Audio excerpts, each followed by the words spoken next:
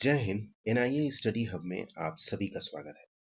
दोस्तों, इस सीरीज के माध्यम से हम सीजीपीएससी मेंस के टॉपिक भारतीय संविधान एवं लोक प्रशासन के पूरे सिलेबस को कवर करने वाले हैं। इसमें से हमने लास्ट वीडियो में संविधान की पृष्ठभूमि यानी 1773 से लेकर 1950 तक के पूरे टॉपिक को कवर कर लिया है। दोस्तों, हम भारतीय संविधान एवं राज्य व्यवस्था के लिए एम लक्ष्मीकांत की बुक को ही प्रमुख स्रोत को लेकर के आपके लिए हमने नोट्स बनाया है और इसी बुक के माध्यम से हम भारतीय संविधान एवं राज्य व्यवस्था के प्रत्येक टॉपिक को कवर करेंगे। ये बुक न केवल प्रीलिम्स बल्कि मेंस के लिए भी एक स्टैंडर्ड बुक है, जो सीधे सीधे इस बुक से ही क्वेश्चन दिए जाते हैं। आपने प्रीलिम्स में भी देखा होगा और मेंस में भी देखेंगे कि संविधान और राज्य व्यवस्था के क्वेश्चन सीधे सीधे एम लक्ष्मीकांत के बुक से ही बनाए जाते हैं। चाहे वो यूपीएससी हो, चाहे कोई भी स्टेट पीसीएस का एग्जाम हो, इससे ही क्वेश्चन फ्रेम किए जाते हैं। तो चलिए आज के सेशन की शुरुआत करते हैं। मैं थोड़ा सा आपको एक ब्रीफ दे दूं ताकि आप आज के क्लास से कनेक्ट कर सके कि प्रीवियस क्लास में हमने संवैधानिक पृष्ठभूमि के तहत ईस्ट इंडिया कंपनी की स्थापना, अनेक चार्टर एक्ट, संवैधानिक विकास की पृष्ठभूमि के चरण 1 और चरण 2 यानी 1857 की क्रांति के बाद भारत सरकार अधिनियम 1858 से लेकर के भारत स्वतंत्रता अधिनियम 1947 तक के टॉपिक को हमने अच्छे से कवर कर लिया है। अब ये देखते हैं कि संविधान का निर्माण आखिर कैसे हुआ और कौन कौन इसमें शामिल थे। संविधान के निर्माण के लिए हम पहले एक थोड़ी सी स्टोरी जानते हैं। बिल्कुल अभी आप ध्यान से सुनिएगा, अभी हम कुछ पढ़ा नहीं रहे हैं आपको एक स्टोरी सुननी है। देखिए, स्वतंत्रता आंदोलन के दौरान ही अब एक आवाज़ ये उठने लगी कि भारत को अपना खुद का संविधान बनाना चाहिए और उसके लिए एक संविधान सभा का गठन किया जाना चाहिए। इसी क्रम में 1934 में एम.एन. रॉय, जो एक कम्युनिस्ट लीडर थे, उनके द्वारा यह मांग रखी गई। इसी मांग को धीरे से कांग्रेस पार्टी ने आगे बढ़ाया। 1935 में, 1938 में अंग्रेज़ों के सामने ये मांग रखी गई कि हमें संविधान सभा का गठन करना है। अब अंग्रेज ये होता था, अंग्रेज बहुत चालाक थे। जब भी उनसे कुछ भी मांगा जाता था 100%, तो उसमें से वो 50% वादों को ही पूरा करते थे। ठीक इसी के समय द्वितीय विश्व युद्ध की शुरुआत हो जाती है। अब द्वितीय विश्व युद्ध में भारतीयों का योगदान लेने के लिए, सहायता लेने के लिए अंग्रेज तरह तरह के तरीके से चालें चलते हैं और कुछ न कुछ प्रस्ताव लेकर के आते हैं। जैसे 1940 में अगस्त प्रस्ताव, इसमें भी लालच दिया गया कि आप युद्ध में हमारा साथ दीजिए, हम आपको ये दे देंगे। लेकिन वही स्वतंत्रता देने की बात नहीं की जाती थी। संविधान सभा की बात की जाने लगी। फिर 1942 में क्रिप्स मिशन आया, फिर 1945 में वेवेल प्रस्ताव आया। अब इन सभी प्रस्तावों के माध्यम से ये तो क्लियर हो चुका था कि वो स्वतंत्रता की बात तो नहीं करते थे, सिर्फ संविधान सभा की बात करते थे। लेकिन जैसे ही 1945 में जब इसका परिणाम सामने आया द्वितीय विश्व युद्ध का, उसके बाद कहीं ना कहीं अंग्रेज़ों को लगने लगा कि अब भारत उनके नियंत्रण में नहीं रह सकता, क्योंकि ब्रिटेन की स्थिति काफ़ी कमज़ोर हो चुकी थी। ऐसी स्थिति में उन्होंने देखा कि अब भारत को स्वतंत्रता तो दी जाएगी, लेकिन वो एक स्टेज बाय स्टेज दी जाएगी। तो उन्होंने क्या किया, 1946 में लेके आया कैबिनेट मिशन, ताकि कैसे भारत में संविधान सभा का निर्माण हो। उन्होंने एक उसका ब्लूप्रिंट तैयार किया कैबिनेट मिशन के माध्यम से, और एंड देन धीरे धीरे 1947 में हमें स्वतंत्रता दी गई। तो दोस्तों, संविधान सभा का जो निर्माण हुआ था वो इसी कैबिनेट मिशन के आधार पर ही किया गया था। तो चलिए, आई होप यहाँ तक की स्टोरी आपने अच्छे से समझ ली होगी। अब इसको हम एक फैक्चुअल फॉर्म में देखते हैं। स्टोरी के फॉर्म में तो हमने देख लिया। चलिए अब आगे बढ़ते हैं और देखते हैं मेकिंग ऑफ कॉन्स्टिट्यूशन यानी संविधान का निर्माण। भारत में संविधान सभा के गठन का विचार वर्ष 1934 में पहली बार एम.एन. रॉय ने रखा था। मैंने आपको पहले ही बताया था इसके बारे में, है ना। संविधान सभा का गठन कैबिनेट मिशन द्वारा सुझाए गए प्रस्तावों पर आधारित था। तो हमें अब थोड़ा सा कैबिनेट मिशन के बारे में जानना भी ज़रूरी है कि आखिर इसमें क्या क्या प्रावधान किए गए थे। ये आपके आधुनिक भारत के इतिहास से संबंधित है दोस्तों। ये जस्ट मैं आपको एक समझ, आपके कॉन्सेप्ट बिल्डअप के लिए इस टॉपिक को यहाँ पे रखा हूँ कि संविधान सभा में इसका रोल नहीं होगा। इसके न तो संविधान सभा से संबंधित ये क्वेश्चन पूछे जाएंगे। हाँ, ये पूछा जरूर जाता है कि वो किस योजना पर आधारित था, लेकिन इसके प्रावधान वो पूछे जाएंगे आपके किसमें, आधुनिक भारत के इतिहास के तहत। तो चलिए जानते हैं इसकी विशेषताएं क्या की थी। देखिए, यह 1946 में आया था, है ना, और इसने ही एक प्रावधान बताया, इसी के आधार पर संविधान सभा की गठन हुई। इसका पहला प्रावधान था कि कुल सदस्य संख्या इसने आधारित की थी वो 389 थी, ठीक है, 389, जिसमें से 296 ब्रिटिश भारत। ब्रिटिश भारत भी दो भागों में डिवाइड था दोस्तों। एक था ब्रिटिश प्रांत और दूसरा था मुख्य आयुक्त के प्रांत। हम इसको समझेंगे ये क्या क्या चीज़ें थी। 296 में से 292 यानी 11 ब्रिटिश प्रांत थे उस दौरान, ये 11 ब्रिटिश प्रांत थे, है ना, और 4 क्या थे, मुख्य आयुक्त के प्रांत थे। तो 11 ब्रिटिश प्रांत थे, इसमें सीधे सीधे वॉयसराय क्या होता था, या वहाँ का जो गवर्नर था वो वहाँ का नियंत्रण करता था। 4 मुख्य आयुक्त के प्रांत थे। ये समझ लीजिए कि ये वर्तमान के केंद्र शासित प्रदेश हैं। इसी कॉन्सेप्ट से ही फ्यूचर में केंद्र शासित प्रदेशों की स्थापना हुई। वो 4 मुख्य आयुक्त के प्रांत कौन से थे? कमिश्नरेट स्टेट, दिल्ली, अजमेर मरवाड़ा, कुर्ग और ब्रिटिश बलूचिस्तान, है ना। और उस समय थी 93 देसी रियासतें, मतलब देसी रियासतों को 93 सीट दी गई थी। देसी रियासतों की संख्या तो लगभग 500, 550 से ऊपर थी, हम देखेंगे उसको भी, लेकिन 93 सीटें देसी रियासतों को। इस प्रकार टोटल करते हैं तो 389 सीट हो जाती है।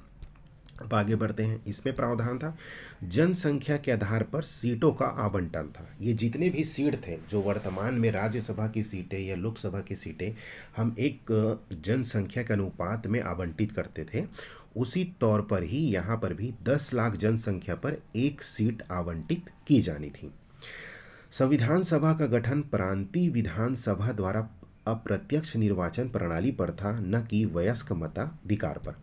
अभी जब हम लोकसभा या विधानसभा में हम वोट डालने जाते हैं तो वो चुनाव होता है वयस्क मताधिकार पर।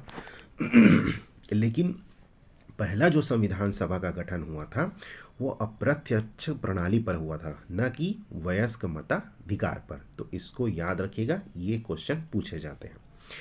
ब्रिटिश प्रांत का आवंटित सीटों का निर्धारण 3 प्रमुख समुदायों के बीच उनकी जनसंख्या के अनुपात में किया जाना था। और वो कौन समुदाय थे? मुस्लिम समुदाय, सिख समुदाय, सामान्य समुदाय। सामान्य समुदाय में हिंदू नहीं लिखा गया था दोस्तों, उसमें लिखा गया था मुस्लिम एवं सिख को छोड़ करके, ये भी ध्यान रखिएगा। आगे बढ़ते हैं। यहाँ पे था निर्वाचन एकल संक्रमणी मत के माध्यम से समानुपातिक प्रतिनिधित्व तरीके से। हम ये एकल संक्रमणी मत को बहुत डिटेल से पढ़ेंगे राष्ट्रपति के चुनाव में। एग्जाम्पल के थ्रू हम जानेंगे कि वो चीज़ें क्या होती थी। बस ये समझिए कि इसमें निर्वाचन जो वर्तमान में हम वोट डाल के करते हैं वो नहीं था, वो था जो वर्तमान में राज्यसभा और राष्ट्रपति के चुनाव में जो प्रक्रिया अपनाई जाती है उसके माध्यम से चुनाव हुआ था। देसी रियासतों के प्रतिनिधियों का चयन रियासतों के प्रमुखों के द्वारा किया जाना था। जो ब्रिटिश प्रांत थे उसमें तो अप्रत्यक्ष निर्वाचन होता था, लेकिन देसी रियासत थे, जो प्रिंसली स्टेट थे, वहाँ पे देसी रियासतों के प्रमुख ही अपने एक सदस्यों को चुनती थी, अपने प्रतिनिधियों को मनोनीत करती थी। आपने पहले ही देखा था, भारत सरकार अधिनियम 1935 ने कर, संपत्ति व अन्य योग्यताओं के आधार पर सीमित मताधिकार प्रदान किए थे। ये आपको पता ही है। उसी आधार पर ही चुनाव होने वाले थे, जो 1937 में हुए भी थे, और 1935 के प्रावधान आपको पता ही है। अब आगे बढ़ते हैं। इसमें था प्रांतों के लिए अलग संविधान के निर्माण का प्रावधान था। मतलब एक राष्ट्रीय स्तर पर संविधान बनना था और एक प्रांतों के लिए बनना था। मतलब दो संविधान बनाने का यहाँ प्रावधान किया गया था। ठीक है। अब यहाँ पे फैक्चुअल चीज़ें जो प्रीलिम्स में हमेशा पूछी जाती है वो याद रखना है आप लोगों को। संविधान सभा में महिला सदस्यों की संख्या 15 थी, अनुसूचित जातों की संख्या 26 थी, अनुसूचित जनजातियों की संख्या 33 थी।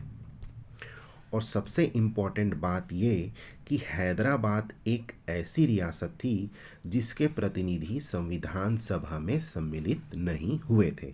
ये प्योर फैक्चुअल चीज़ें हैं, इसे आपको याद रखना ही है दोस्तों।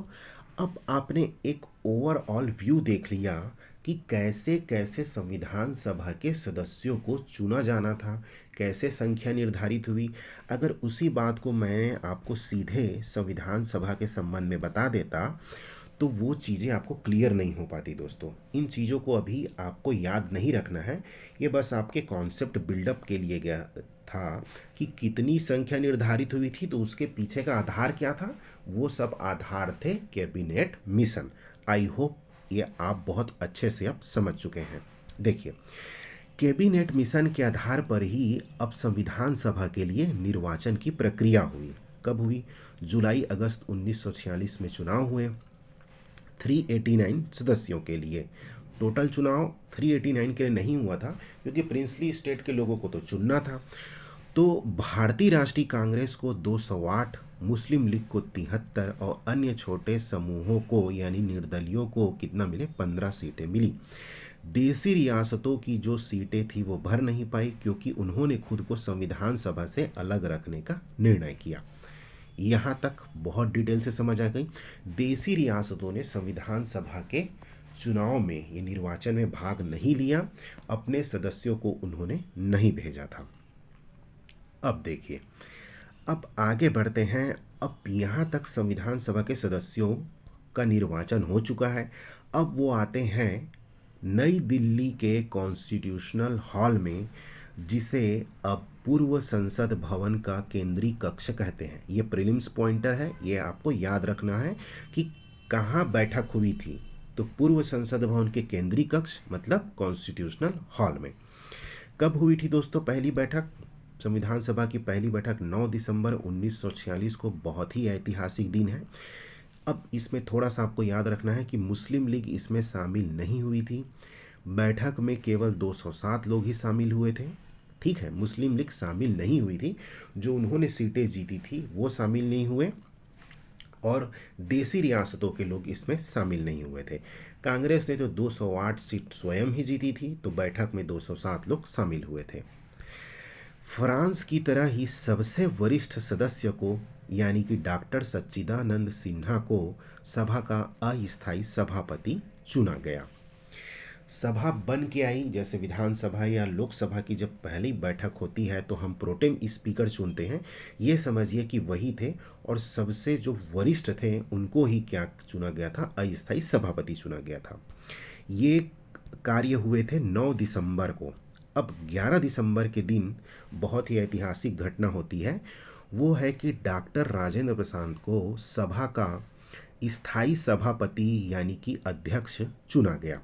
इसके साथ ही इसमें दो उपाध्यक्ष थे, H.C. मुखर्जी और V.T. कृष्णमाचारी। ये दो लोगों को आपको नाम को याद रखना ही है।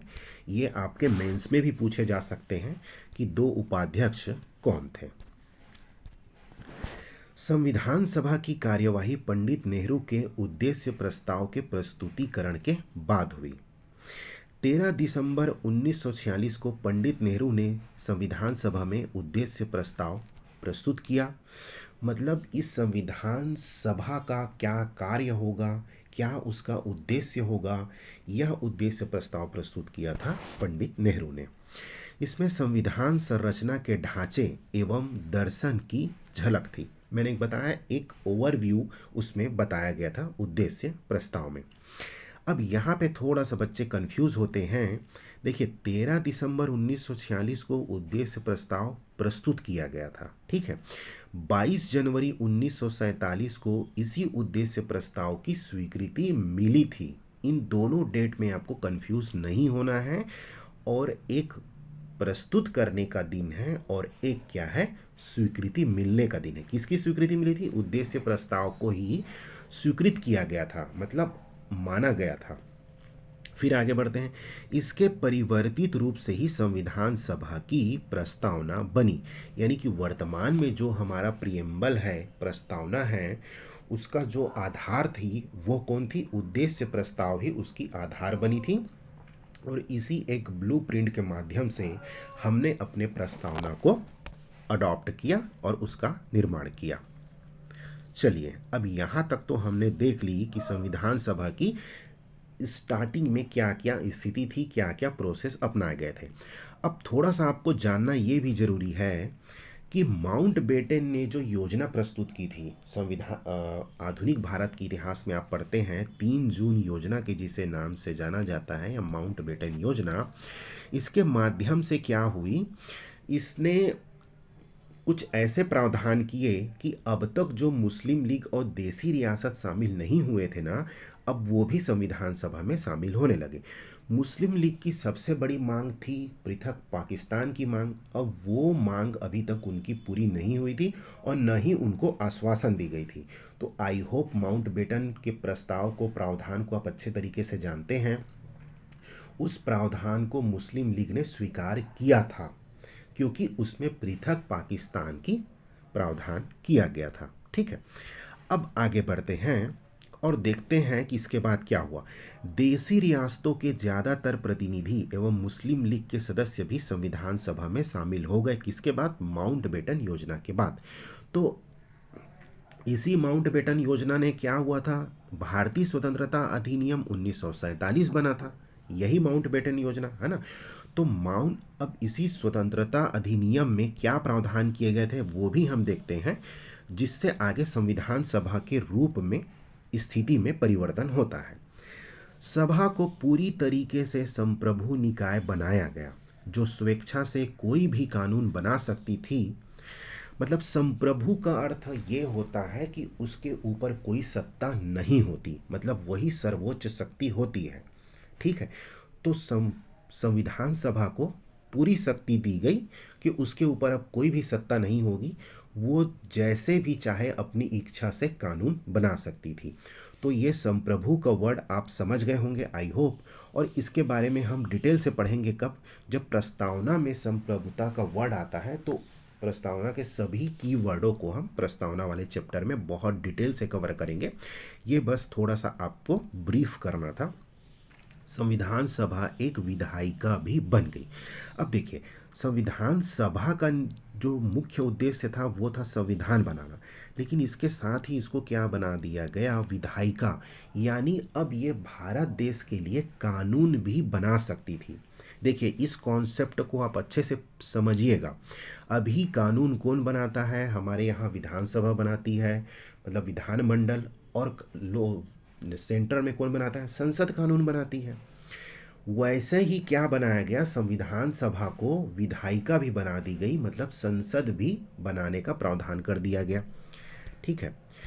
इसका प्रमुख काम था संविधान बनाना और दूसरा आम कानून को लागू करना। इस प्रकार संविधान सभा देश की पहली संसद बन गई। अच्छे अच्छे जो बच्चे हैं वो भी इस कॉन्सेप्ट को समझ नहीं पाते। ये बहुत डिटेल से मैं आपको बता रहा हूँ दोस्तों, ताकि आप बिल्कुल भी कंफ्यूज ना हो। पढ़ तो लेते हैं, रट तो लेते हैं, पूरे प्रावधान पढ़ लेते हैं, लेकिन ये जो बेसिक जानकारी है वो समझ नहीं पाते। तो आपको ध्यान रखना है, यही संविधान सभा देश की पहली संसद बनी थी। संविधान सभा की अध्यक्षता डॉक्टर राजेंद्र प्रसाद करते थे जब संविधान का काम होता था, और विधायिका अर्थात संसद की जब अध्यक्षता जीवी मावलंकर करते थे। इसीलिए जब आप अध्यक्षता की बात पढ़ते हैं तो जीवी मावलंकर जी का नाम प्रथम अध्यक्ष के रूप में आता है। आई होप दोनों चीज़ें अब क्लियर हो गई। संविधान सभा जब संविधान बनाने का काम करेगी तो डॉक्टर राजेंद्र प्रसाद अध्यक्ष होंगे। विधायिका यानी कि संसद में की जब कानून बनाने का काम करेंगी वही सदस्य मिल करके, तो उसकी अध्यक्षता जीवी मावलंकर करते थे। ठीक है, अब आगे बढ़ते हैं। 26 नवंबर 1949 तक इन दोनों रूपों में कार्य करती रही, यानी कि संविधान सभा। इस समय तक संविधान का निर्माण हो चुका था। 26 नवंबर तक संविधान का निर्माण हुआ था। आगे हम इसको और डिटेल से पढ़ेंगे। तीसरा प्रावधान था, मुस्लिम लीग के सदस्य पाकिस्तान में शामिल हो चुके क्षेत्रों से जो संबंधित थे वो संविधान सभा से अलग हो गए। इसलिए अब संविधान सभा की संख्या जो 389 थी वो 299 तक आ गिरी। जैसे ही भारतीय स्वतंत्रता अधिनियम पास हुआ, उसके बाद क्या थे, जो पाकिस्तान के क्षेत्रों के सदस्य थे वो पाकिस्तान में शामिल हो गए, जो देसी रियासतें थी वो पाकिस्तान में शामिल हो गए। इसलिए अब 389 न हो करके 299 तक आ गए, और ये 299 सदस्य अब सिर्फ और सिर्फ भारत के लिए संविधान का निर्माण करेंगे और यही संसद में संसद सदस्य के रूप में शामिल होंगे। चलिए, अब संविधान सभा ने क्या क्या कार्य किए इसे हम देखते हैं। ये हमेशा प्रीलिम्स में पूछा जाता है और मेंस में भी पूछा जा सकता है कि ये संविधान सभा ने क्या क्या कार्य किए।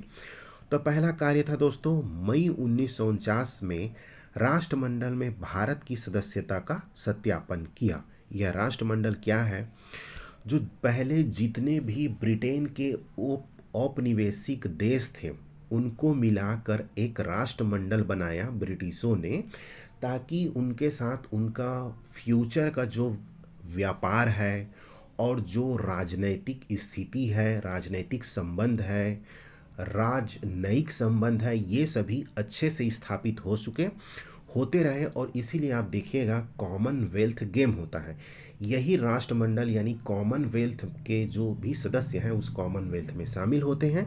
और 1949 में भारत ने भी इसकी सदस्यता की पुष्टि कर दी।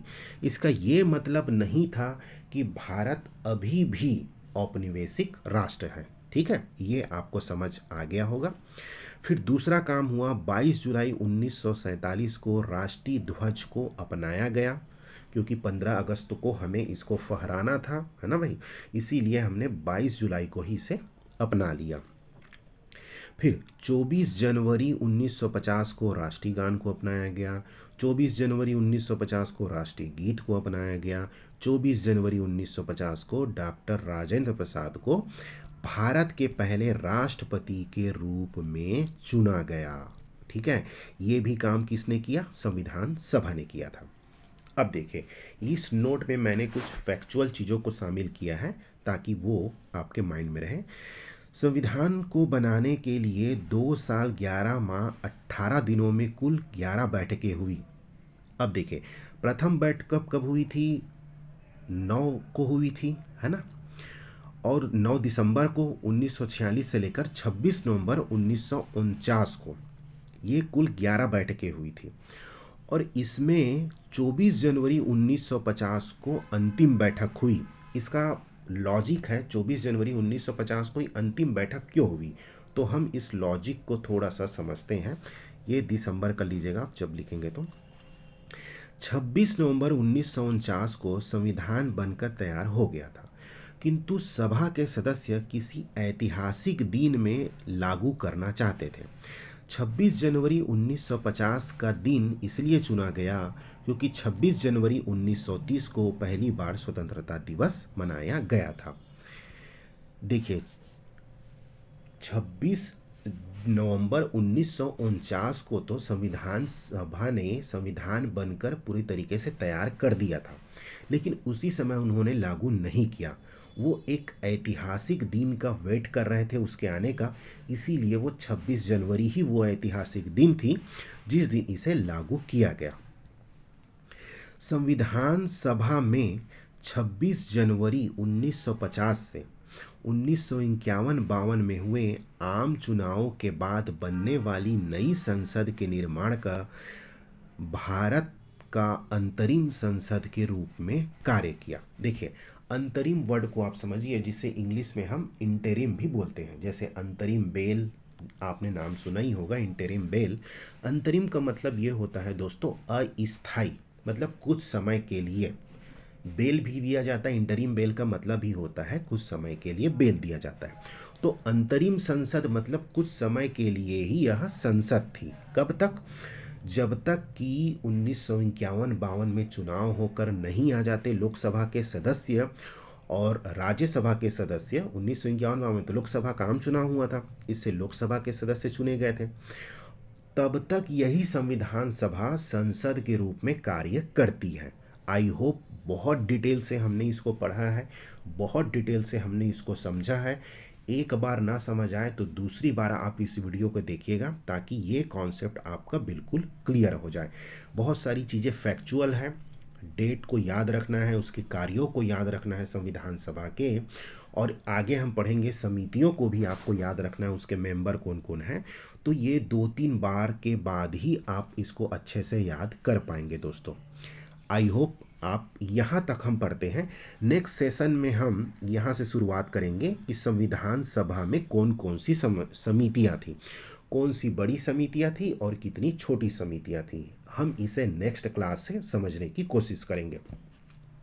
देखिए, हम ये करते हैं अब कि जैसे ही हम लगभग 10 क्लास कंप्लीट कर लेंगे, फिर हम क्या करेंगे, तब तक आपका प्रीलिम्स का रिज़ल्ट भी आ चुका रहेगा। तो हम क्या करेंगे, जो 10 क्लास आप लोगों ने पढ़ लिया होगा, उससे हम आपको एक क्वेश्चन पर डे देंगे, जिसमें आपको 100 वर्ड्स के क्वेश्चन, जो सीधे सीधे 8 मार्क्स के आपके एग्ज़ाम में आते हैं, वो आप लिखने की कोशिश कीजिएगा। अगर 15 मार्क्स वाले क्वेश्चन भी आएंगे, है ना, जो आते हैं, उसके क्वेश्चन हम आपको देंगे, या 2 या 4 मार्क्स के क्वेश्चन भी हम आपको दिया करेंगे।